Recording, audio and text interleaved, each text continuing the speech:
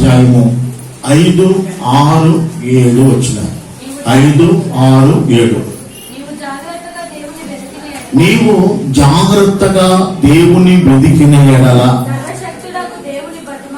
సర్వశక్తులకు దేవుని బతిమాలుకుని ఎడల నీవు పవిత్రుడవై యథార్థవంతుడవైన ఎడల నిశ్చయముగా ఆయన నీ యందు శ్రద్ధ నిలిపి నీ నీతికి తగినట్టుగా నీ నివాస స్థలమును వర్ధిల్లజేయును.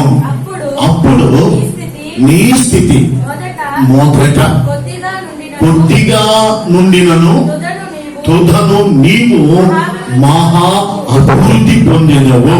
చరణం పాడదమ్మా. రాజాని సన్నిధిలోనే ఉంటానయ్యా, ఆరాధిస్తూ రాజాని సన్నిధిలోనే ఉంటానయ్యా, ఆరాధిస్తూ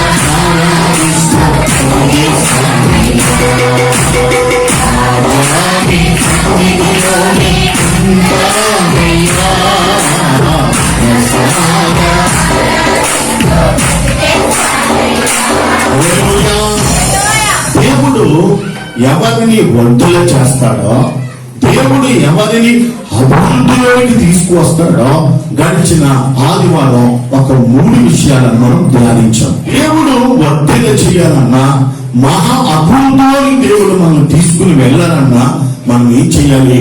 మొట్టమొదటిగా సర్వశక్తుడైన దేవుని బ్రతిమలాడుకుని ప్రార్థించాడు. ఆ బ్రతిమలాడి ప్రార్థించినటువంటి దానియేలును కోరెషు ప్రభుత్వ కాలమందు బహుగా దేవుడు వర్ధిల్ల చేశాడు. దేవుని స్తుతిస్తూ దేవుని బ్రతిమాలుకుని ప్రార్థన చేయడం 122 మంది చూచి పిల్లల రాజుగారితో సాక్ష్యం చెప్పి ఏం చేస్తారు తెలుసా? సింహాల భూమిలో పారవేయించాడు. ఏమండి, దానియేలు సింహాల భూమిలో పారవేయబడినప్పుడు అతని వయసు ఎంత తెలుసా? 90 సంవత్సరాలు. ఏం చెప్పండి? ఇక్కడ కూర్చున్న వాళ్ళు ఎవరైనా 90 సంవత్సరాలు వయసున్న వాళ్ళు ఉన్నారా? ఏమండి, మంచి ముసలోడండి, దానికి స్తోత్రం. శరీరం వణుకుతా ఉంటది పాపం. అలాంటి 90 సంవత్సరాల వయసులో ఉన్న ఒక ముసలోని తీసుకెళ్లి సింహాల బోన్లో పారేస్తే పిల్లరా, దేవుడు సింహాలు ఏ హాని చేయకుండా వాటి నోళ్లు కట్టేసాడు. దేవుడు సింహాల బోన్ నుంచి బయటకు వచ్చాడు. పిల్లరా, ఆ యొక్క కోరెషు ప్రభుత్వ కాలంలో ఉన్నతమైన పదవులను అధిరోహించి వర్ధిల్లాడు. రెండవది, పవిత్రంగా ఉండాలి. దేవుడు మనల్ని ఎందుకు పిలిచాడు తెలుసా? మీరు పవిత్రులుగా ఉండడానికే మిమ్మల్ని పిలిచింది, కానీ అపవిత్రులుగా ఉండడానికి పిలవలేదన్నాడు. అంటే మన పవిత్రత ద్వారా కూడా దేవుడు మనల్ని ఎక్కడ తీసుకెళ్తాడు? అభివృద్ధిలోకి తీసుకెళ్తాడు. అవును పాస్టర్ గారు, పవిత్రంగా ఉంటే, పరిశుద్ధంగా ఉంటే వర్ధులు చేస్తాడా? అభివృద్ధి చేస్తాడా? అలా బైబిల్లో ఎవరికైనా చేశాడా? చెప్పండి పాస్టర్ గారు అని మీరు అడిగితే నేను చెప్తాను, భక్తుడైన యోసేపు. హల్లెలూయా. యవ్వన కాలంలో పొతిఫర్ భార్య వచ్చి తన మీద కన్ను వేసి పాపం చేయమని ఎంతో బ్రతిమలాడిందో, ఎంతో బ్రతిమలాడింది. ఎన్నో ఆశలు చూపుంటారు, ఎన్నో ఆశలు చూపించుంటారు. భయపెట్టింది, బ్రతిమలాడింది, ప్రాధేయపడింది, కాళ్ళు పట్టుకుంది.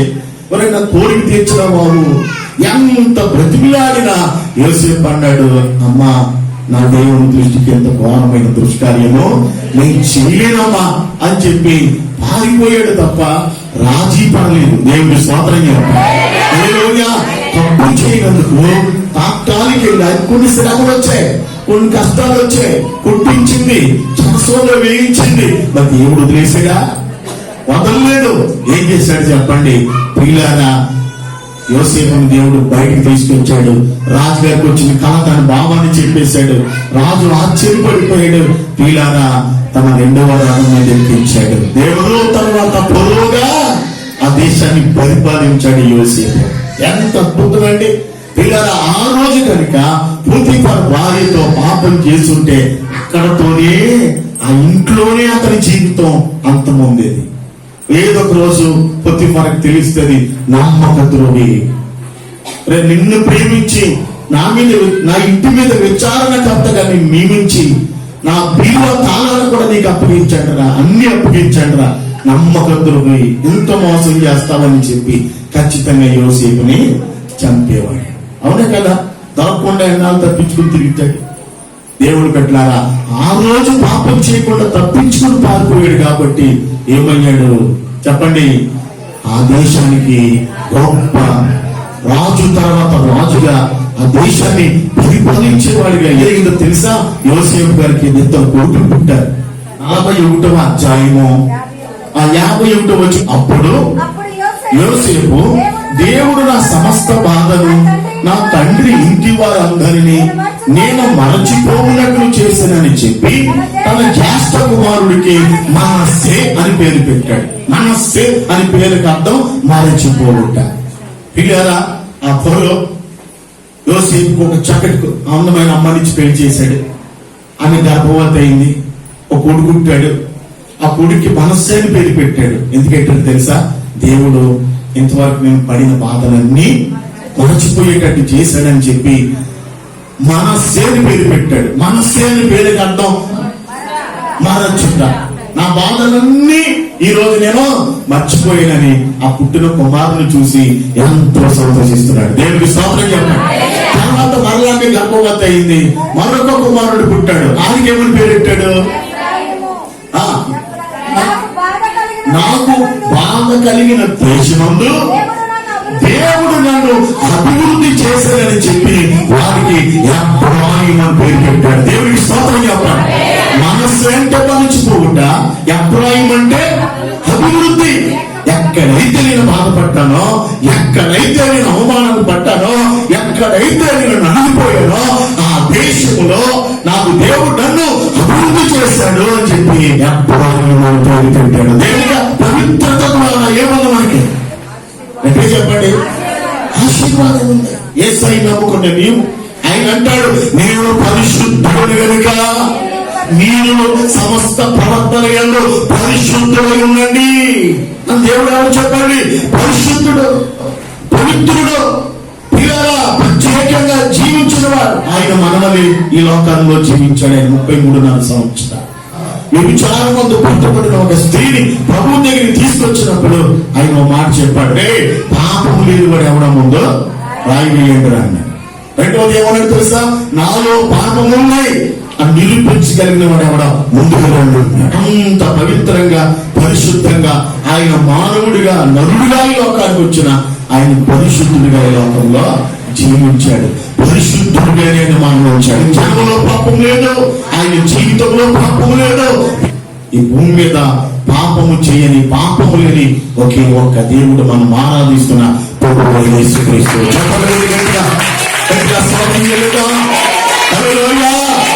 ఆ దేవుని బిడ్డలంగా ఉండడానికి మనం అందరం పిలువబడ్డాం.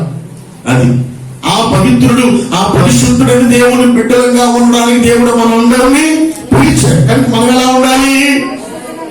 పవిత్రంగా ఉండాలి, పరిశుద్ధంగా ఉండాలి. నీ చూపులో పవిత్రత ఉండాలి, నీ మాటలో పవిత్రత ఉండాలి, నీ నడకలో పవిత్రత ఉండాలి. అమ్మా నీ పడకలో కూడా పవిత్రత ఉండాలి. అందుకే దేవుని బిడ్డలారా మనం పవిత్రంగా జీవించినప్పుడు దేవుడు మన యొక్క నివాస స్థలమును వర్ధల చేసి ఇప్పుడు మన స్థితి కొంచెమేమన్నా తుదకు మనం ఏమవుతామంటే మహా అభివృద్ధి పొందుతాం. యోసేపు చూసినప్పుడు నాకు ఎంతో సంతోషం కలుగుతుంది.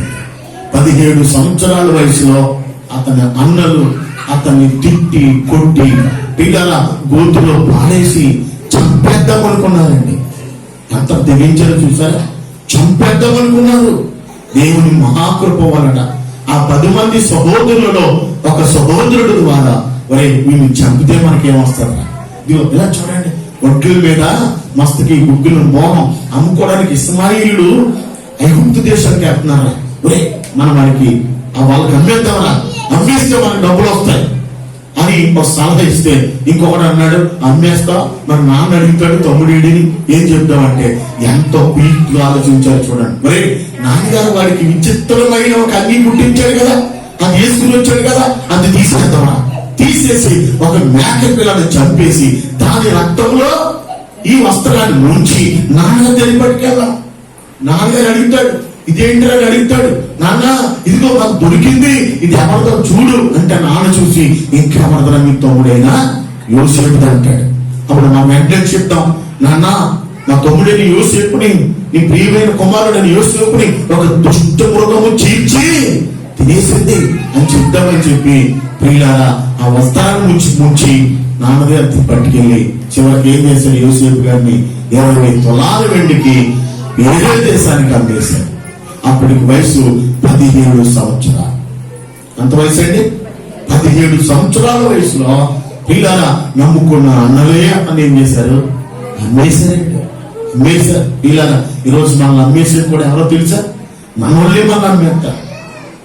మన వాళ్ళే, మన సహోదరులే, మన ఇంటి వారే, పిల్లలు మనకు కావలసిన వాళ్ళే, మన బంధువులే, మన ఆత్మీయులే మనల్ని ఏం చేస్తూ ఉంటారంటే అమ్మేస్తా ఉంటారు. పిల్లలు యోసేపు గారిని 20 తులాల వెండికి అమ్మేస్తే 17 సంవత్సరాల వయసులో అమ్మబడ్డాడు. 13 సంవత్సరాలు అనేకమైన బాధలు పడ్డాడు. చివరికి 30వ సంవత్సరం వచ్చిన తర్వాత ఆ దేశానికి దేవుడు ఏం చేశాడు? గొప్ప గవర్నర్ గా చేశాడు. ఆ దేశాన్ని పరిపాలించే అధికారిగా చేశాడు. దేవుని స్తోత్రం. అతను వర్ధలో చేశాడు. ఒక మంచి మాట చెప్పాడు, దేవుడు నా బాధలన్నీ మరచిపోయేటట్టు చేశాడు. దేవుడికి స్తోత్రం చెప్పాలి. హల్లెలూయా. నేను చెప్తా ఉన్నాను, జీవం కలిగిన దేవుని సేవకునిగా పరిశుద్ధుడు పవిత్రుడని యేసుని నమ్ముకున్న మనం పవిత్రంగా పరిశుద్ధంగా జీవిస్తే నువ్వు పడుతున్న బాధలు, నువ్వు పడుతున్న అవమానాలు, నువ్వు పడుతున్న కష్టాలు ఇవన్నీ కూడా నిన్ను మరచిపోయేటట్టుగా చేసి నేను అభివృద్ధిలోని దేవుడు తీసుకొస్తాను. ఏ దేశంలో అయితే బాధపడ్డారో, ఏ దేశంలో అయితే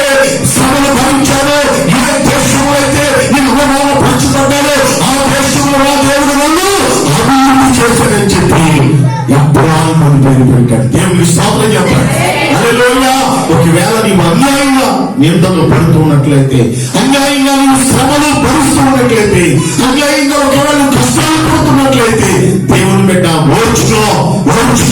దేవుడు ఉన్నాడు. ఒక రోజు నేను అభివృద్ధిలో దేవుడు తీసుకురాబోతున్నాడు. దేవుడికి స్తోత్రం చెప్పండి.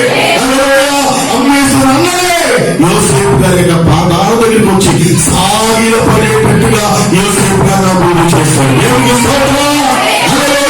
నిన్ను పరిశ్రమించిన వాడే, నిన్ను నిందించిన వాడే, నిన్ను చీకొట్టిన వాడే ఒక్కొక్క రోజున నీ దగ్గరికి వచ్చి నీ సహాయం కొరకు ఎవరు చూసేటట్టుగా దేవుడు నిన్ను అభివృద్ధిలోకి తీసుకురాబోతున్నాడు.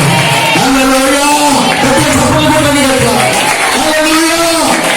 తెలుసా, నీ జీవితంలో ఎక్కడ చిన్న పొరపాటు చేయకుండా, చిన్న తప్పు చేయకుండా, పిల్లరా పాపానికి చోటుకుండా నువ్వు పరిశుద్ధంగా పవిత్రంగా జీవిస్తే దేవుడు నిన్ను అభివృద్ధిలోకి తీసుకొస్తాడు. ఇక్కడ ఏమని పిల్లలందరూ జాగ్రత్తగా భక్తిగా జీవిస్తూ ఉన్నప్పుడు, పిల్లల చక్కగా దేవుళ్ళలో సాగుతున్నప్పుడు సైతాన్ని గారి మీద కన్నేస్తాడు.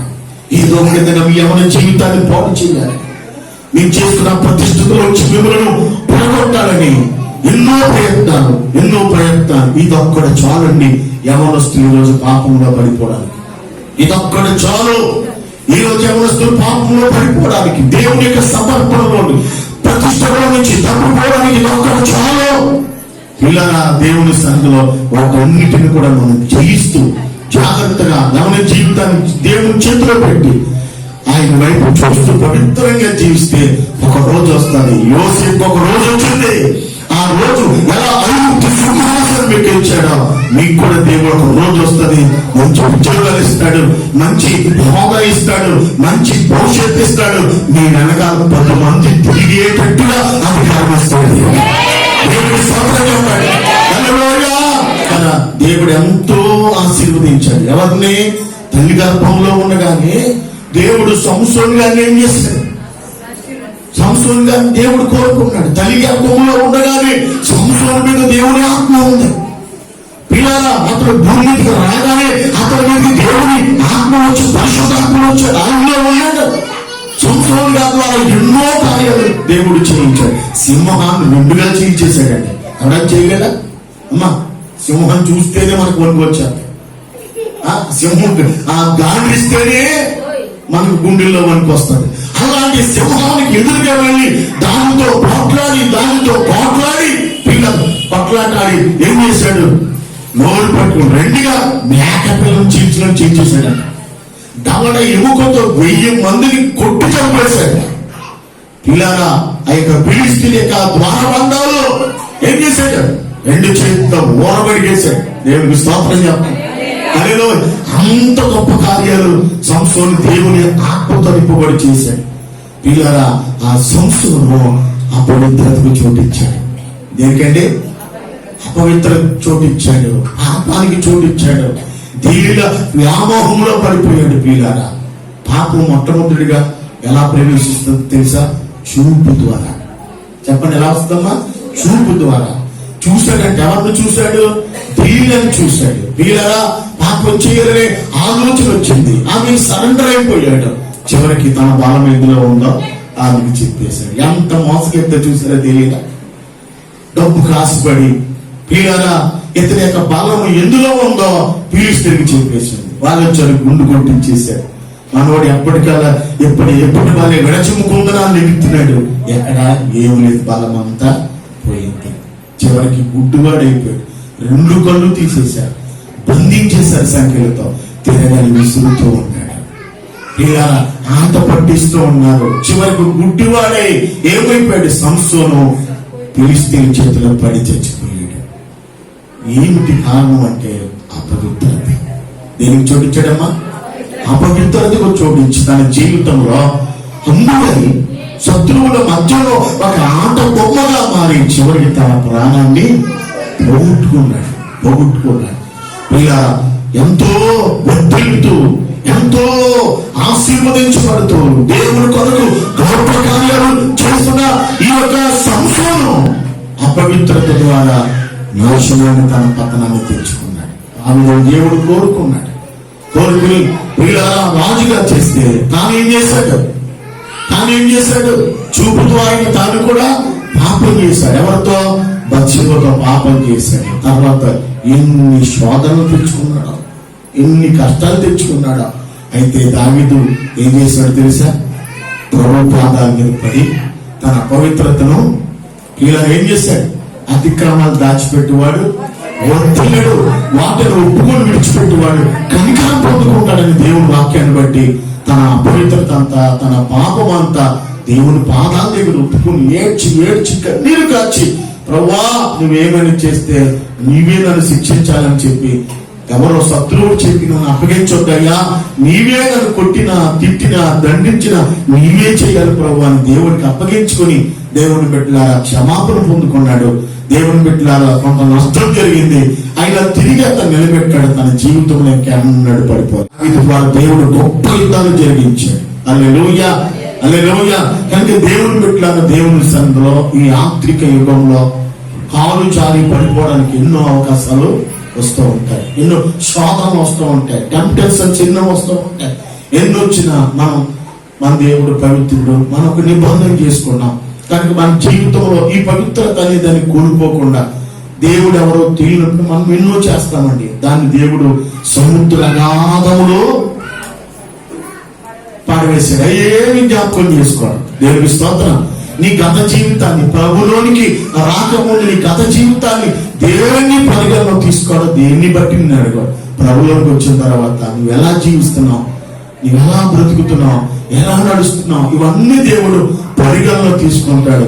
పవిత్రత కేవలం యవనస్తులు మాత్రమే కాదండి, ఇక్కడ ఉన్న వారందరూ కూడా ఎప్పుడైతే మనం పవిత్రంగా పరిశుద్ధంగా జీవిస్తామో ఆ పవిత్రత మనల్ని సింహాసనంలోకి ఇస్తుంది.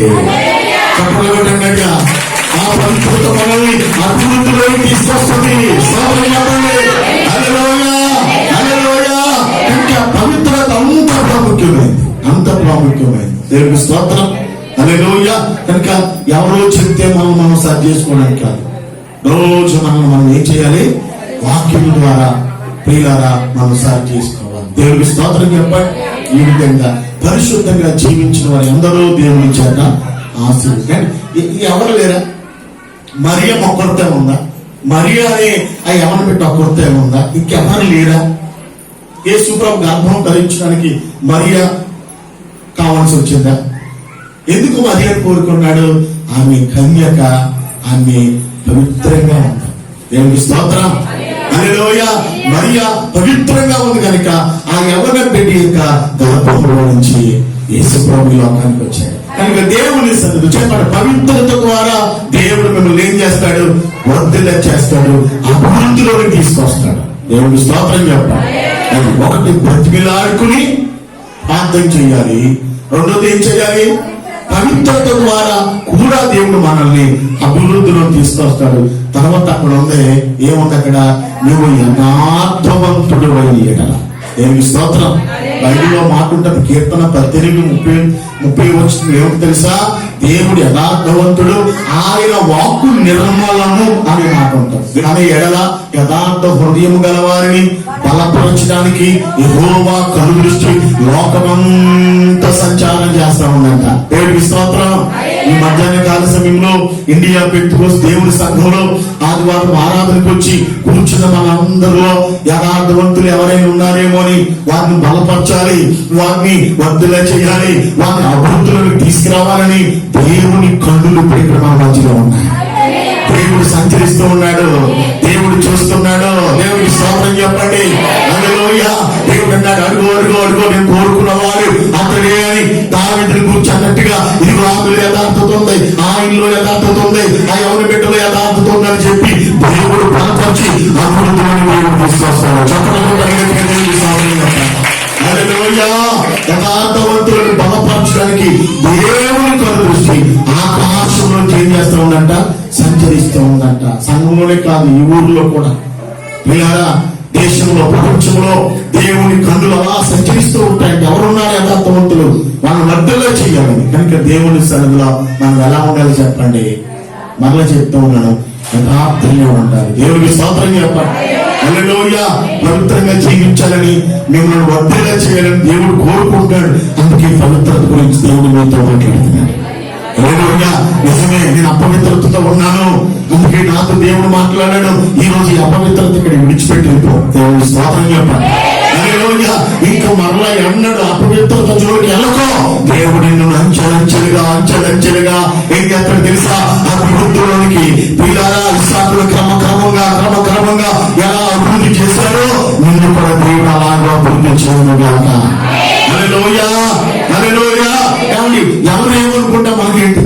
నీ మట్టుకు నువ్వు దేవుని దృష్టిలో ఉండాలి. అది యథార్థంగా ఉంటే చాలు. దేవుడికి స్తోత్రం చెప్పాలి.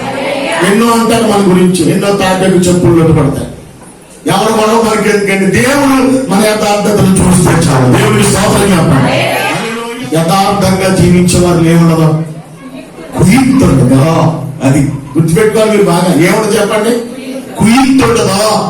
కుయుక్తి దేవుడికి ఇష్టమైంది కాదండి. యుక్తిగా మనం ఉండాలి తప్ప కుయుక్తిగా మనం ఉండకూడదు. దేవుడికి స్తోత్రం. ఆ కుయుక్తుండదో. ఇంకా ఒకరికి నష్టం చేయాలనే ఆలోచన వారిలో ఉండదో. ఎవరిలో? ఎప్పుడైతే నీ ఒకరికి నష్టం చేయాలనే ఆలోచన నీలో ఉందో నిజంగా నువ్వు యథార్థవంతురాలు కాదు. దేవుడు బలపరచడం అలా వదిలిపెట్టండి, చౌకేస్తాడు దేవుడి కనుక నేను. హల్లెలూయా. కనుక ఒకరికి నష్టం చెయ్యాలనే ఆలోచన నీలో ఉండకూడదు. ఇంకేం చేస్తాడు తెలుసా? ఇతరుల క్షేమాన్ని కోరి దేవుడికి ప్రార్థన చేస్తాడంట. హల్లెలూయా.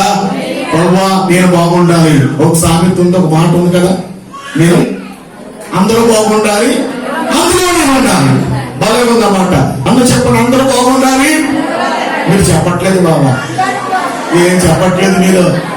అందరూ బాగుండాలి, అందులో నేను ఉండాలి.